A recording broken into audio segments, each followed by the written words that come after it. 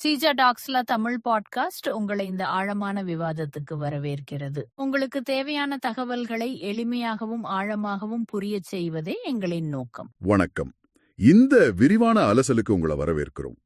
நீங்க ஒரு தொழில் முனைவோரா இல்ல ஆகணும்னு நினைக்கிறீங்களா? அப்போ பணம், அதாவது நிதி ஆதாரம் எவ்வளவு முக்கியம்னு உங்களுக்கு தெரியும். இன்னைக்கு நாம இந்தியால தொழில் முனைவோருக்காக அரசாங்கம் என்னென்ன நிதி உதவி திட்டங்கள் வச்சிருக்காங்கன்னு பார்க்க போறோம். குறிப்பா ஒரு 5 முக்கிய திட்டங்கள். இது ஏதோ பேருக்காக சொல்ற திட்டங்கள் இல்ல, ஒவ்வொன்றுக்கும் ஒரு நோக்கம் இருக்கு, ஒரு குறிப்பிட்ட தேவை இருக்கு. நாம இன்னைக்கு இதோட சாரம் என்ன, இதுல இருக்கிற சின்ன சின்ன விஷயங்கள் என்ன, அப்புறம் இது உங்களுக்கு எப்படி உதவலாம் அப்படின்னு கொஞ்சம் ஆழமா பார்க்கலாம். நீங்க புதுசா தொடங்கினாலும் சரி, இல்ல ஏற்கனவே இருக்கிற தொழிலை வளர்க்க நினைச்சாலும் சரி, இது உங்களுக்கு யூஸ்ஃபுல்லா இருக்கும்னு நம்புறோம். சரி, அப்ப ஆரம்பிக்கலாமா? நம்ம கிட்ட இருக்கிற தகவல் படி 5 திட்டங்கள் இருக்கு. ஒவ்வொன்னா பார்க்கலாம். முதல்ல MSME வணிக கடன் திட்டம். பேர்லே இருக்கு, இது குறு சிறு நடுத்தர தொழில்களுக்கானது. முக்கியமா ஃபினான்ஷியல் ஹெல்ப் பண்ண நோக்கம்.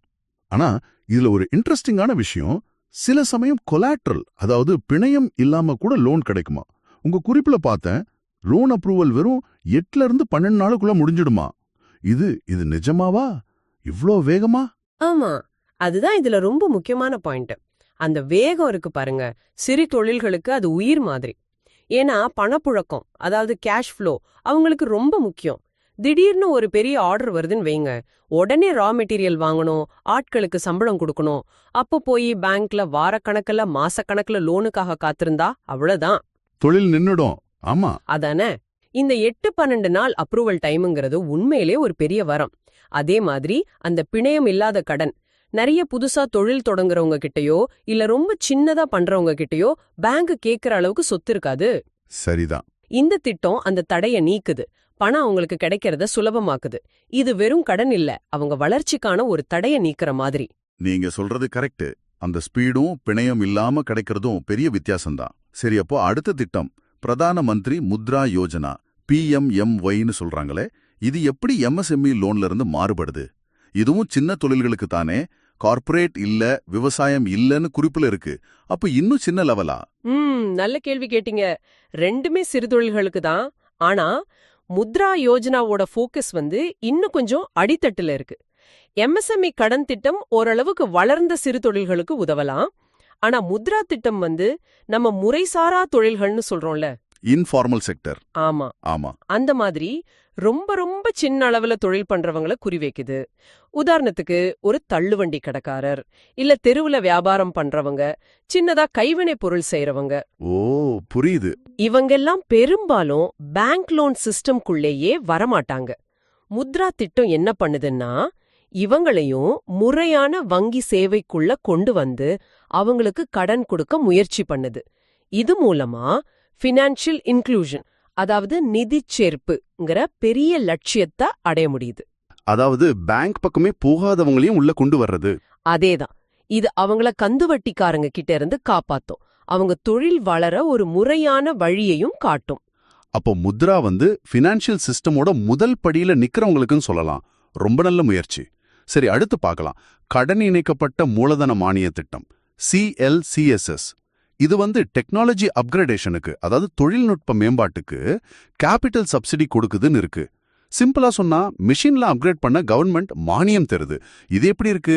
எல்லா சின்ன தொழிலுக்கும் டெக்னாலஜி அப்கிரேட் பண்ணணுமா? இது ரொம்ப ரொம்ப முக்கியமான திட்டம். ஏன்னா இன்னைக்கு இருக்கிற போட்டியில ஒரு கம்பெனி தாக்கு பிடிக்கணும், வளரணும்னா அவங்களோட செயல்பாடு, அந்த எஃபிஷியன்சி, அப்புறம் பொருளோட தரம், குவாலிட்டி, இதெல்லாம் இம்ப்ரூவ் பண்ணிட்டே இருக்கணும். ஆமா, அதுக்கு டெக்னாலஜி தேவைப்படும். கண்டிப்பா. நவீன தொழில்நுட்பம் இல்லாம இது சாத்தியம் இல்ல. இப்போ ஒரு சின்ன டெக்ஸ்டைல் கம்பெனி இருக்குன்னு வைங்க, பழைய தறிக்கு பதிலா புது மெஷின் போட்டா ப்ரொடக்ஷன் அதிகமாகும், துணி குவாலிட்டி நல்லா இருக்கும், கரண்ட் பில் குறையும். ஆனா புது மெஷின் வாங்க காசு. அங்கதான் பிரச்சனை.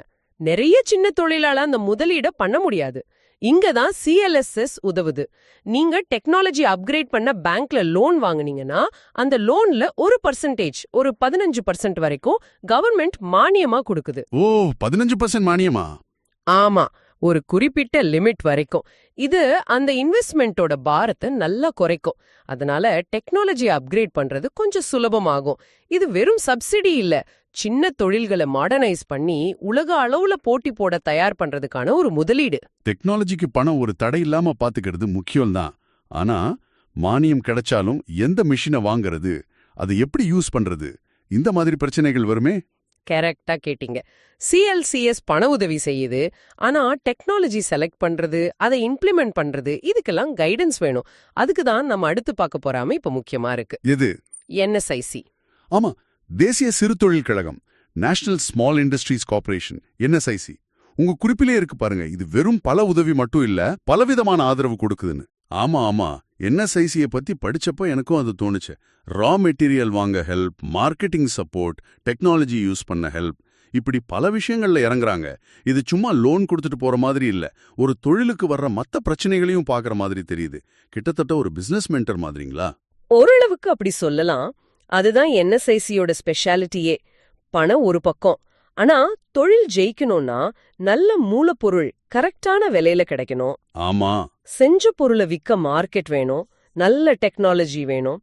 சின்ன தொழில்கள் தனியா இதெல்லாம் சமாளிக்கிறது கஷ்டம்.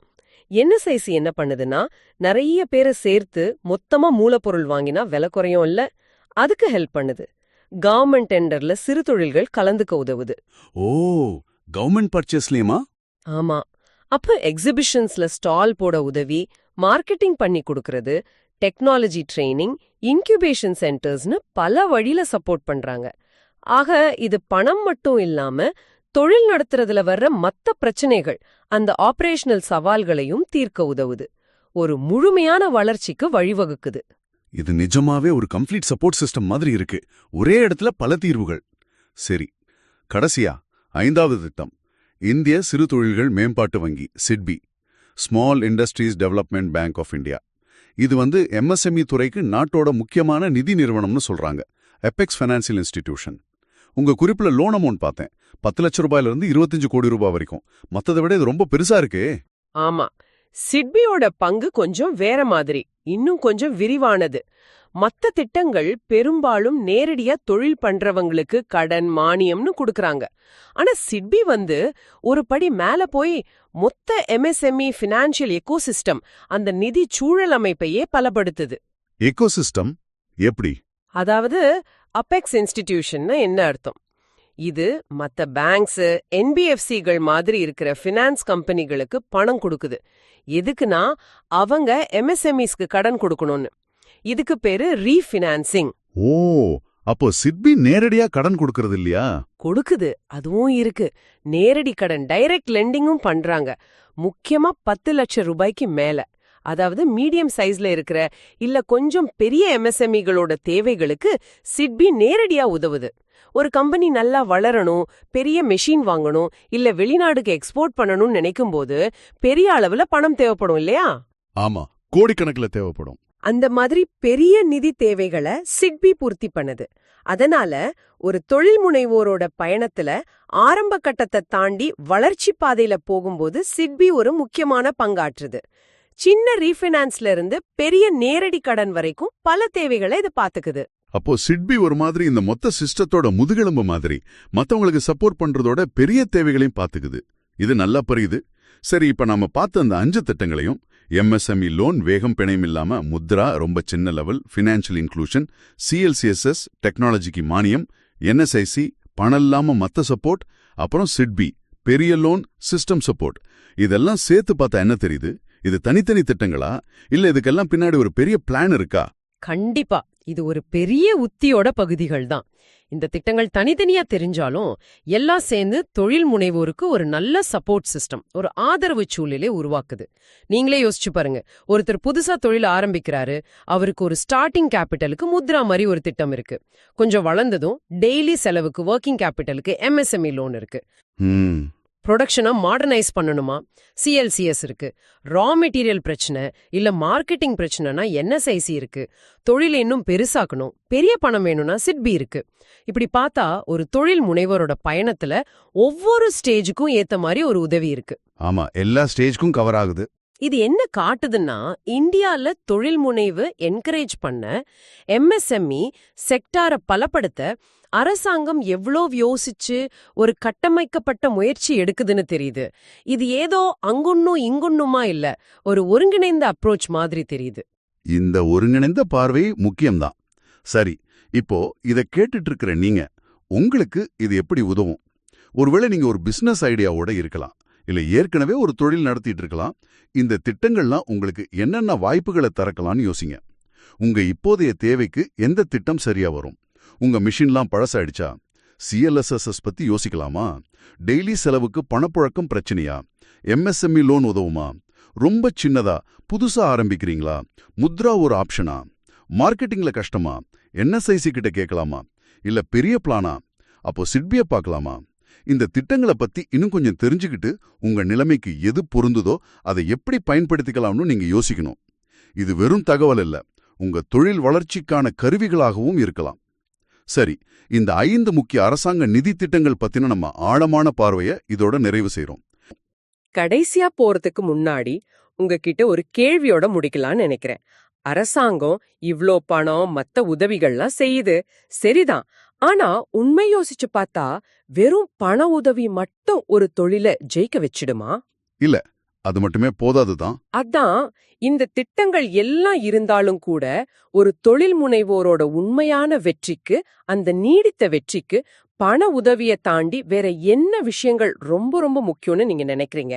அது ஒரு நல்ல பிசினஸ் மாடலா இருக்கலாம், மார்க்கெட்டை பத்தின புரிதலா இருக்கலாம், நல்ல டீமா இருக்கலாம், இல்ல விடாமுயற்சியா இருக்கலாம், மாறிட்டே இருக்கிற சூழலுக்கு ஏத்த மாதிரி மாறிக்கிற திறனா இருக்கலாம். இப்படி நிறைய இருக்கு. பணம் ஒரு பகுதி தான். முழுமையான வெற்றிக்கு தேவைப்படுற மத்த முக்கியமான விஷயங்கள் என்ன? இத பத்தி நீங்க கொஞ்சம் யோசிச்சு பாருங்க. அருமையான கேள்வி, நிச்சயமா யோசிக்க வேண்டிய விஷயம். இந்த விரிவான அலசல்ல எங்களோடு இணைந்திருந்த உங்களுக்கு மிக்க நன்றி. மீண்டும் சந்திப்போம்.